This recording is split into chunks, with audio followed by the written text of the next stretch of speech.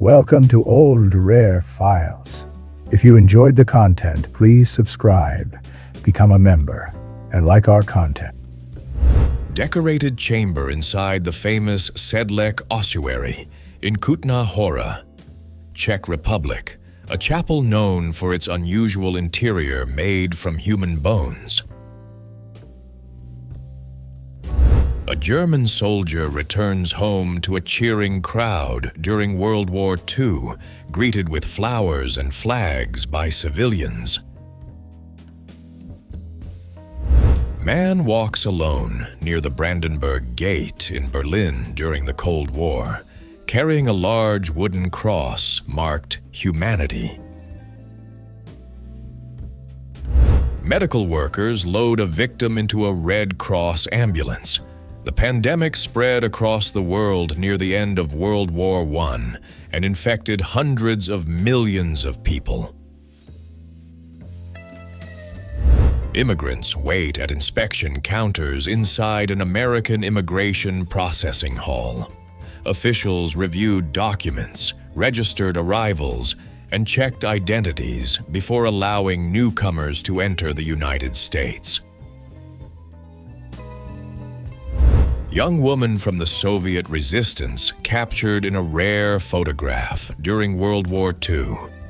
Wearing a padded winter uniform and carrying a submachine gun, she was part of the partisan fighters who operated behind enemy lines against.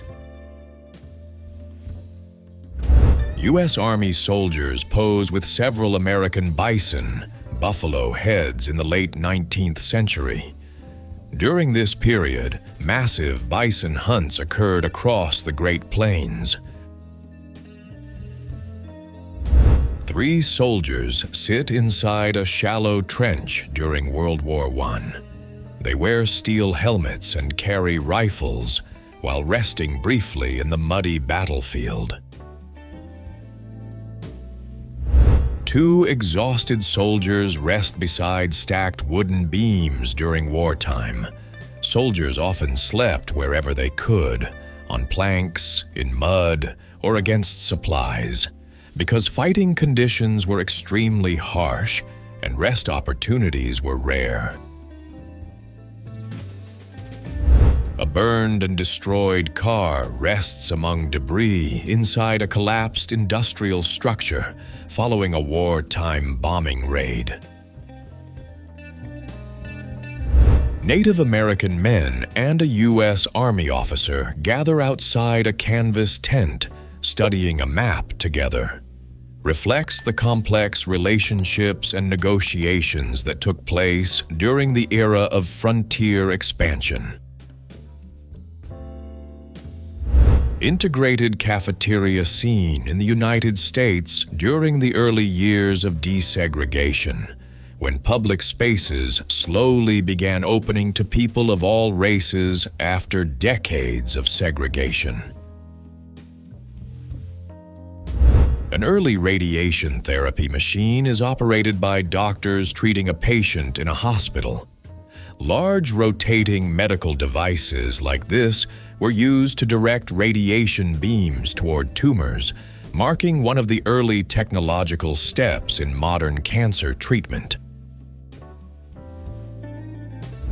A baby stands inside a metal play cage outdoors, while a woman sits nearby on a bench. Devices like these were sometimes used in the early 20th century to keep infants safe while allowing them to get fresh air and sunlight. A child hangs from a clothesline using clothespins in what appears. Like this were sometimes created as humorous or exaggerated demonstrations of baby safety, inventions, or parenting ideas. Houdini raises his hat to a sea of people packed tightly along the street during a public stunt. Performances like these were often held in busy city centers. U.S. President Ronald Reagan walks his dog across the White House lawn, while Margaret Thatcher, Prime Minister of the United Kingdom, follows behind, smiling. Actress Marilyn Monroe appears beside a swimming pool using crutches after suffering an ankle injury. Despite the injury, she continued to appear in public and during photo sessions, showing her resilience during recovery. An American tank crew pauses beside their armored vehicle, while a Native American man on horseback approaches during military exercises on the Great Plains. Two women stand on a beach wearing unusual striped changing cloaks, or modesty garments. These outfits allowed people to change into swimsuits while maintaining strict public modesty rules that existed at many beaches during that time. A flight attendant adjusts her uniform hat while looking in a mirror beneath a sign that asks, "How is your appearance today?" Airlines placed strong emphasis on the appearance and grooming of stewardesses, who were expected to maintain strict standards before every flight. A woman sits in the passenger position of an early airplane while adjusting equipment beside a mounted telescope-like device. Early aircraft were extremely fragile and open to the air, with exposed engines, wooden frames, and fabric wings. A Royal Air Force pilot prepares to enter the cockpit of a Spitfire fighter aircraft during World War II. Pilots wore heavy flight gear, including parachutes and life vests. Crew of a British long-range desert group LRDG patrol vehicle during World War II. The LRDG operated deep behind enemy lines, conducting reconnaissance and sabotage missions across vast desert areas. Workers operate complex hydraulic and mechanical equipment inside an industrial facility. Factories like these were part of the massive technological expansion after World War II. Workers cut and transport large blocks of natural ice from a frozen river or lake. Before refrigeration became widespread, ice harvesting was a major winter industry. A man lies face down on a mechanical spinal traction device. These machines were designed to stretch the spine and relieve back pain by applying controlled tension through gears and hand cranks. Early physical therapy equipment often looked complex and mechanical compared to modern devices. Craftsmen assemble the famous Queen Mary's Doll's House, one of the most detailed miniature houses ever built. Completed in 1924 for Queen Mary of the United Kingdom. A young soldier receives a certificate or award during a military ceremony, while other troops stand in formation behind him. Were common in military academies and training units, where recruits completed stages of instruction before joining active service during the Cold War era. Police officers sit in formation on early motorcycles used for patrol duties in an American city. As cities expanded, police departments began adopting motorcycles because they were faster and more maneuverable than horses. Workers repair and replace streetcar tracks in a busy American city street. Streetcars were one of the main forms of public transportation at the time, and maintaining the rail lines required large teams working directly in the middle of active city streets. A sanitation worker rides a motorcycle with a sidecar loaded with collected waste through a residential street. Vehicles like this were among the first motorized solutions used by cities to handle garbage collection more efficiently. Workers stand outside a wooden building beside what appears to be a long mining flume or water channel, used during the gold mining era in the western United States. A dusty western town street, wagons, and wooden storefronts.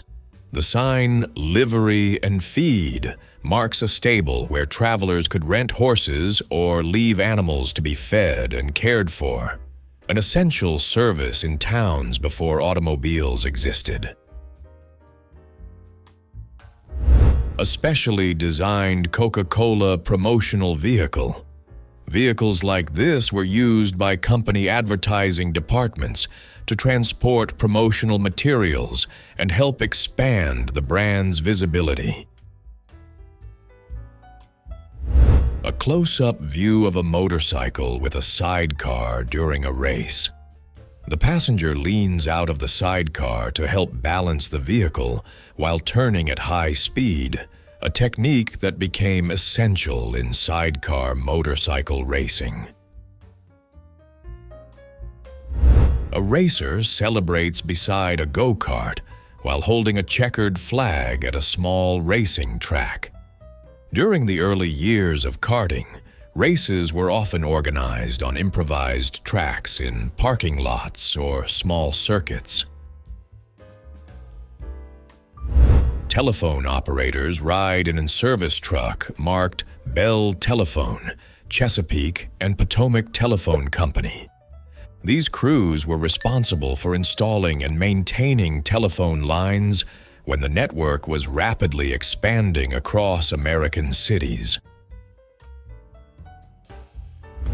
A double-decker tram travels through a busy city intersection, following tracks embedded in the road.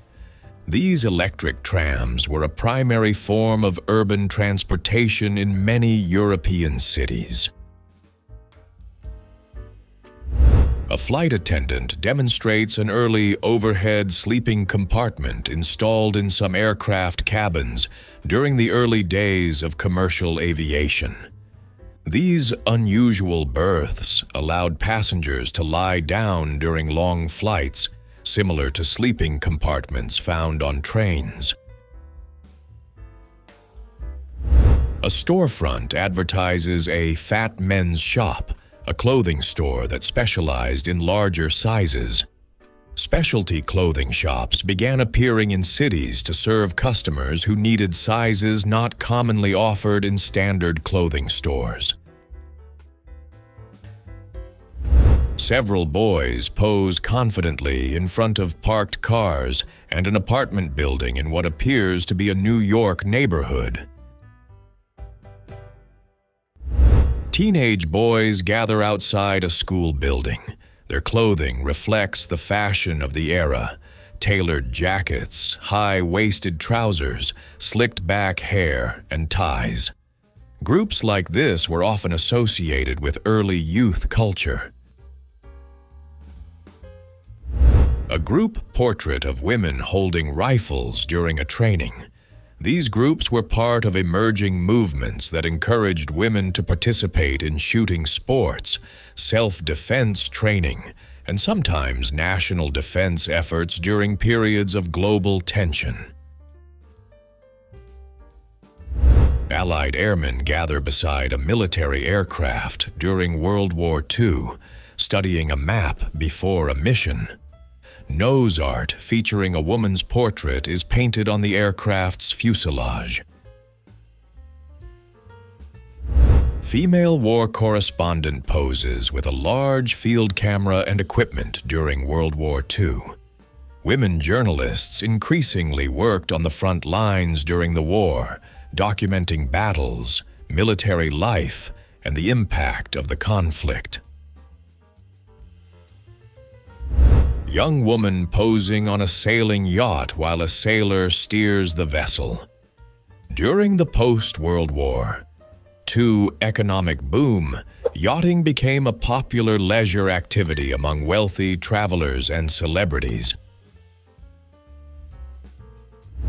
Young woman poses on a beach wearing a patterned two-piece swimsuit, reflecting the growing popularity of modern beach fashion.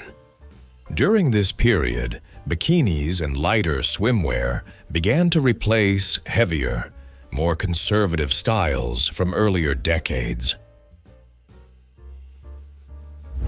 A group of young people stand around a large circular canvas or trampoline, tossing a person into the air.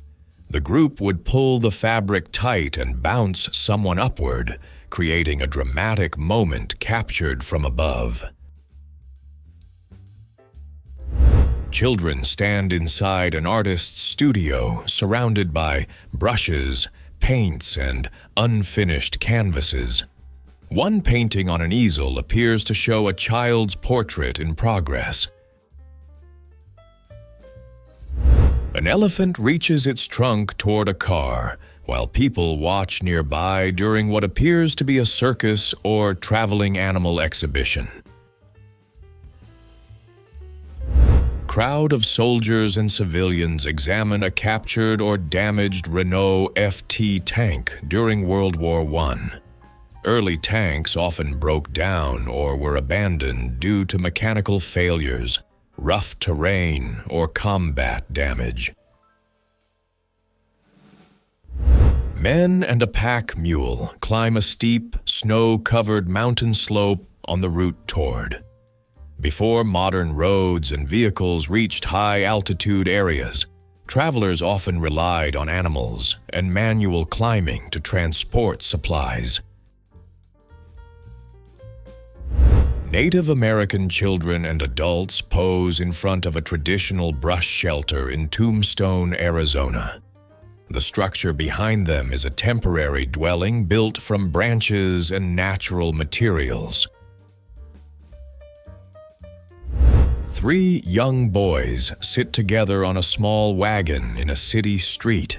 Like this show, how children often played together outdoors in neighborhoods long before modern playgrounds and digital entertainment existed. A man sits among elephant seals on a remote shoreline. During this period, seal populations were heavily hunted for their oil and skins, which were valuable resources used in lamps, machinery lubrication, and leather products. A model reclines on a sofa while holding a book. Like this were common in mid-century glamour and fashion photography, where photographers combined elegance, relaxed poses. Two soldiers sit on the steps of a monument while one treats the other's injured foot during a public event. Two men pose in a playful publicite, sharing smoke from a pipe while facing each other. A butcher stands beside a young assistant inside a small meat shop, holding up a large piece of animal hide. Early butcher shops often processed entire animals on site, including skinning and cutting meat by hand.